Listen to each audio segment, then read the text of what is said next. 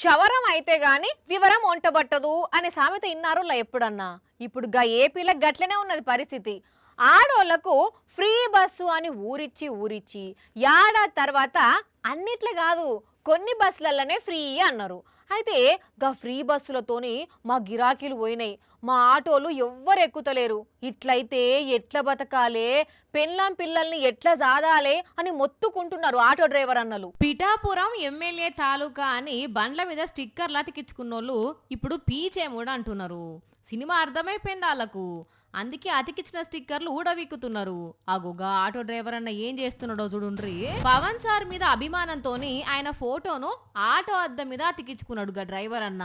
పవన్ అన్న గెలిస్తే మాకేదైనా మంచి చేస్తాడు అనుకున్నాడు కావచ్చు మరి. కానీ ఎప్పుడైతే ఫ్రీ బస్సు స్కీమ్ స్టార్ట్ చేసిల్లో అప్పటి నుంచి ఆటోలకు గిరాకీ తగ్గిపోయిందట.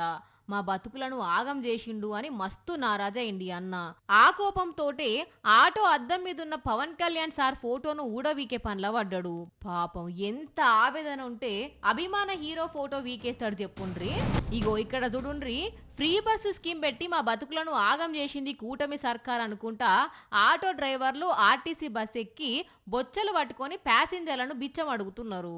ఇప్పటికే ఈఎంఐలు ఆటో కిరాయిలతోని ఇబ్బంది పడుతుంటే ఇప్పుడు ఈ ఉచిత బస్సులతోని నానా తిప్పల పడుతున్నాం అనుకుంటా ఏలూరు జిల్లా పోలవరంలో ఉండే ఆటో డ్రైవర్లు ఆర్టీసీ బస్ ఎక్కి ఇట్లా బిచ్చం ఎత్తుకొని నిరసన తెలిపిండ్రు. పాలిచ్చి ఆవును కాదని తన్నే దున్నపోతుని తెచ్చుకుంటే గట్లనే ఉంటది మరి అని అంటున్నారు ఈ వీడియో చూసినోళ్ళు.